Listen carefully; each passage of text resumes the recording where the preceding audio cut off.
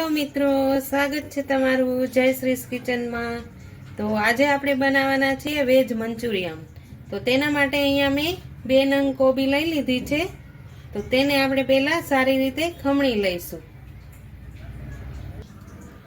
તો અહીંયા મેં એક મોટું વાસણ લઈ લીધું છે અને અહીંયા ખમણી લીધી છે। આપણે મોટું ખમણ થાય તેવી આપણે ખમણી લેવાની છે।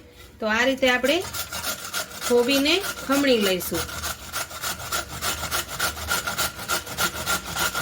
મોટું ખમણ હોય તો આવું સરસ ખમણાય છે, એટલા માટે આપણે મોટું ખમણ રાખવાનું છે ને તો ગોળી એકદમ સરસ ક્રિસ્પી અને અંદરથી સારી બનશે એટલા માટે। તો આપણે બધું જ ખમણ તૈયાર કરી લીધું છે કોબીનું। તો હવે તેમાં આપણે અડધી ચમચી જેટલું નિમક એડ કરી દઈશું। નિમક એડ કરી અને મિક્સ કરી લઈશું। હવે તેને આપણે 10 મિનિટ સુધી રેસ્ટ આપી દઈશું, તો કોબીમાંથી બધું જ પાણી નીકળી જશે। તો આપણી 10 મિનિટ થઈ ગઈ છે।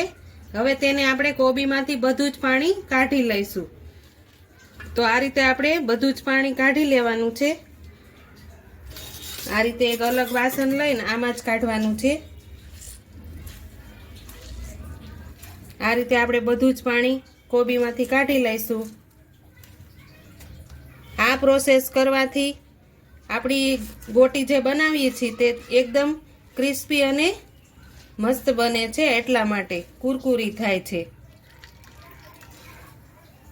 આ રીતે આપણે બધું જ કોબીમાંથી પાણી કાઢી લઈશું।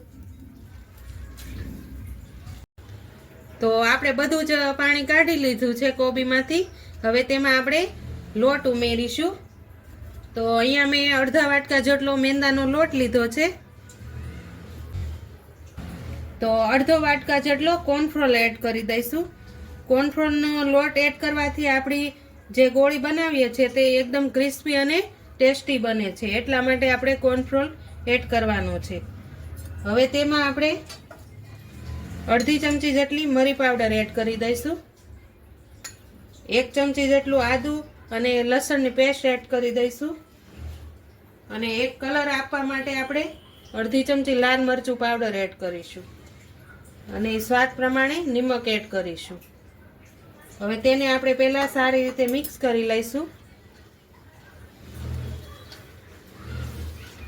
આમાં લોટમાં આપણે પાણીની જરૂર જરીએ નહીં પડે। આ ગોળી ક્રિસ્પી બનશે એટલા માટે આપણે કોબીમાંથી પાણી કાઢવું ખૂબ જ જરૂરી છે। મંચુરિયન બનતા આપણી ગોળી પોચી પડી જાય છે તો આ એકદમ ક્રિસ્પી બનીને તૈયાર થશે, એટલા માટે આપણે કોબીમાંથી પાણી કાઢી લઈશું। તો આપણું બધું જ મિક્સ સારી રીતે કરી લીધો છે મસાલો। હવે તેને આપણે આ રીતે નાની નાની ગોળી વાળી લઈશું। આ રીતે આપણે બધી જ ગોળી વાળી લઈશું એક જ સરખી। તો આપણે અહીંયા બોલ્સ વાળી લીધા છે। હવે આપણે તેને તળવા માટે તેલ મૂકી દઈશું। તો અહીંયા મેં તળવા માટે તેલ ગરમ કરી લીધું છે। હવે આપણે બધી જ બોલ્સને તળી લઈશું। તો આ રીતે આપણે બધી જ ગોળી એડ કરી દઈશું।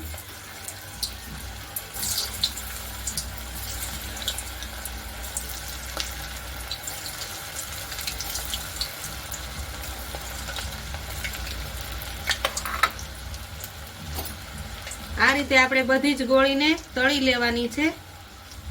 2-3 મિનિટ સુધી તેને હલાવવાની નથી।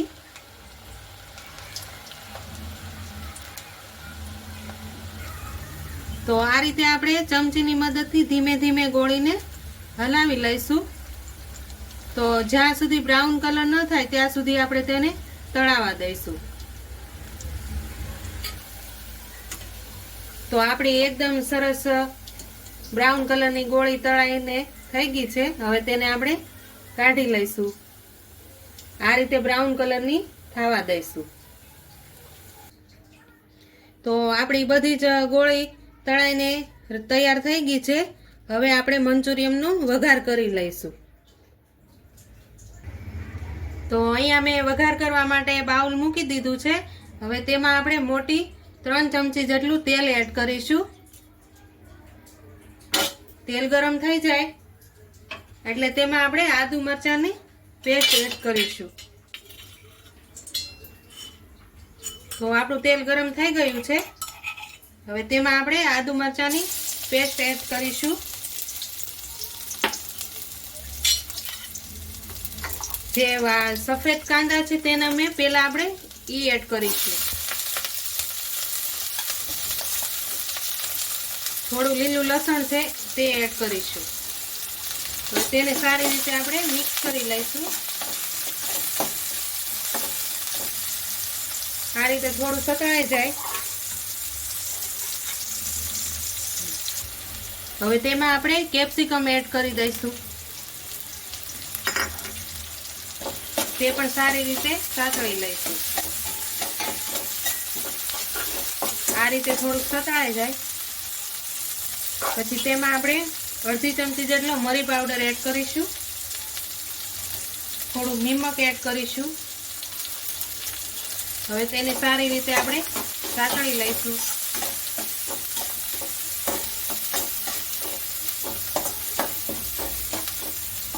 આ રીતે થોડી વાર સાતળવા દઈશું. તો હવે આપણે સતળાઈ ગયું છે. તેમાં આપણે મંચુરિયનનો જે મસાલો છે તે એડ કરી દઈશું. આપણે આમાં બીજા કોઈ મસાલા એડ નથી કરતા. આપણે મંચુરિયનનો મસાલો એડ કરશું એટલે એકદમ સરસ ટેસ્ટ આવી જશે. હવે તેને થોડી વાર હલાવી લઈશું. હવે જે આપણે કોબીનું પાણી કાઢ્યું હતું તે આપણે એડ કરી દઈશું. આ રીતે આપણે તેને હલાવી લઈશું. આ રીતે હલાવી અને થોડી વાર ઉકળવા દઈશું. હવે આપણે તેમાં કોર્નફ્લોરનો 1 ચમચી એડ કરી અને પાણીથી મિક્સ કરી લીધું છે તે એડ કરી દઈશું. આનીથી એકદમ સરસ ગ્રેવી ઘટ થઈ જશે અને મંચુરિયનનો ટેસ્ટ પણ એકદમ સરસ આવશે. એટલે આ રીતે આપણે તેને સારી રીતે હલાવી લઈશું. તો એકદમ સરસ આપણી ગ્રેવી થઈ ગઈ છે. હવે તેમાં આપણે બધા જ બોલ્સને નાખી દઈશું.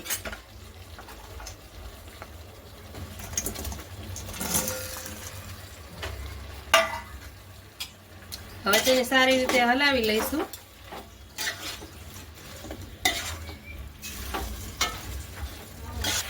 તો આપણે હવે ચડી ગયું છે તો આપણે હવે ગેસ બંધ કરી દઈશું.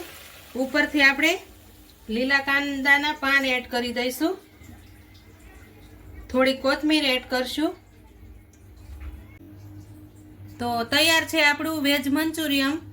તો જો તમને મારી આ રેસીપી પસંદ આવી હોય તો લાઈક કરજો, શેર કરજો અને નવા હોય તો મારી ચેનલને સબસ્ક્રાઈબ કરવાનું ભૂલતા નહીં ને કોમેન્ટ કરીને કહેજો કે મારું વેજ મંચુરિયન કેવું લાગ્યું.